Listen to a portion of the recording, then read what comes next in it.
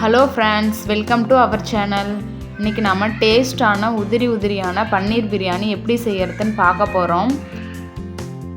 இந்த பிரியாணி செய்கிறதுக்கு நம்ம 1/2 kg பாஸ்மதி ரைஸ் எடுத்துக்கலாம். ரைஸ் நல்லா வாஷ் பண்ணிவிட்டு தண்ணி ஊற்றி ஊற வச்சுருங்க.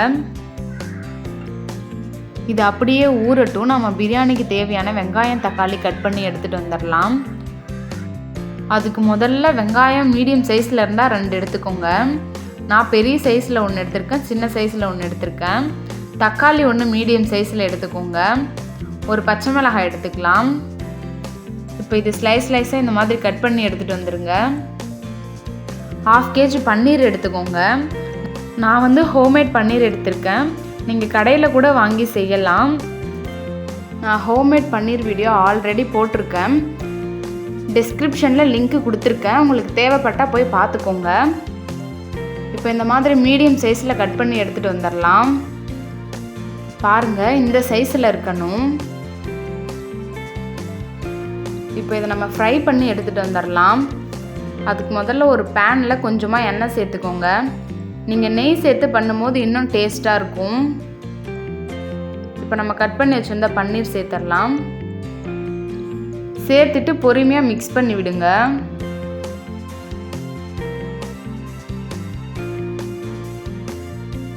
லைட்டாக ஃப்ரை ஆனால் போதும். ஃப்ரை பண்ணி போடும்போது பன்னீர் சாப்பிடும்போது டேஸ்ட்டாக இருக்கும்.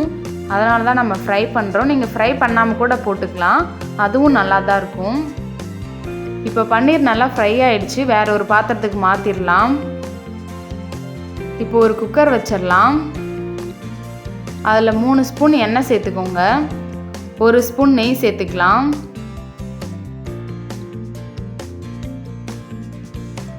நெய் சேர்த்துட்டு நெய் உருகினோடனே 2 லவங்கம், 1 துண்டு பட்டை, 2 ஏலக்காய் சேர்த்துக்கோங்க. சேர்த்துட்டு ஒரு தடவை மிக்ஸ் பண்ணி விட்டுடலாம்.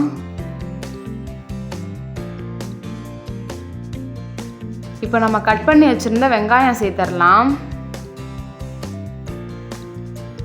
வெங்காயம் சேர்த்துட்டு ஒரு தடவை நல்லா மிக்ஸ் பண்ணி விடுங்க.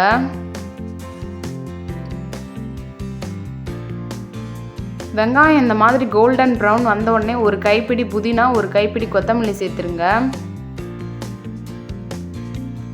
சேர்த்துட்டு ஒரு தடவை நல்லா மிக்ஸ் பண்ணி விடுங்க. 1/2 ஸ்பூன் இஞ்சி பூண்டு பேஸ்ட்டு சேர்த்துடலாம். ஃப்ரெஷ்ஷாக வீட்டிலே அரைச்சி சேர்த்துக்கோங்க, அப்போ தான் டேஸ்ட் சூப்பராக இருக்கும். இஞ்சி பூண்டு பேஸ்ட் பச்சை வாசனை போகிற வரைக்கும் நல்லா மிக்ஸ் பண்ணி விடுங்க.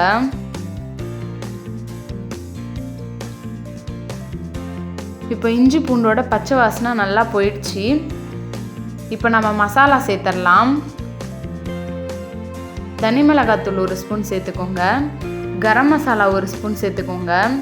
இப்போ சேர்த்துட்டு ஒரு தடவை நல்லா மிக்ஸ் பண்ணி விட்டுருங்க. மசாலாவோட பச்சை வாசனை போகிற வரைக்கும் நல்லா மிக்ஸ் பண்ணி விடுங்க. இப்போ தக்காளி சேர்த்துடலாம். தக்காளி சேர்த்துட்டு நல்லா மிக்ஸ் பண்ணி விடுங்க. அது தொக்கு மாதிரி வர வரைக்கும் நல்லா மிக்ஸ் பண்ணி விடுங்க. இப்போ தக்காளிக்கு தேவையான உப்பு சேர்த்துடலாம். உப்பு சேர்த்துட்டு ஒரு தடவை மிக்ஸ் பண்ணி விடுங்க. இப்போ ஒரு பச்சை மிளகாய் சேர்த்துடலாம்.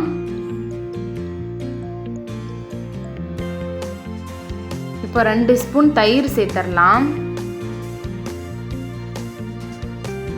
தயிர் சேர்த்துட்டு ஒரு தடவை நல்லா மிக்ஸ் பண்ணி விட்டுருங்க. இப்போ நம்ம பன்னீர் சேர்த்துடலாம்.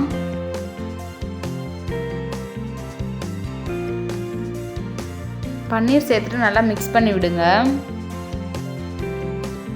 பன்னீர் சேர்த்துட்டு 2 நிமிஷம் மிக்ஸ் பண்ணி விட்டால் போதும். நம்ம தண்ணி சேர்த்துடலாம்.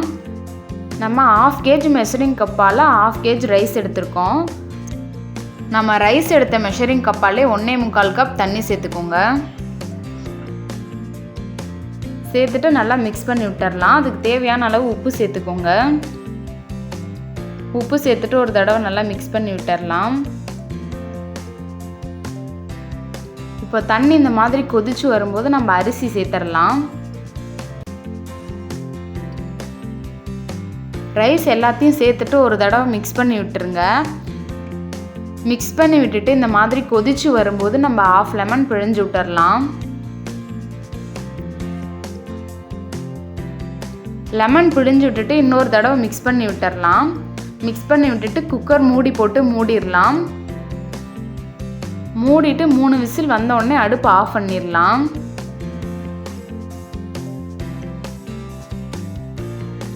இப்போ 3 விசில் வந்துடுச்சு, நம்ம அடுப்பு ஆஃப் பண்ணிடலாம்.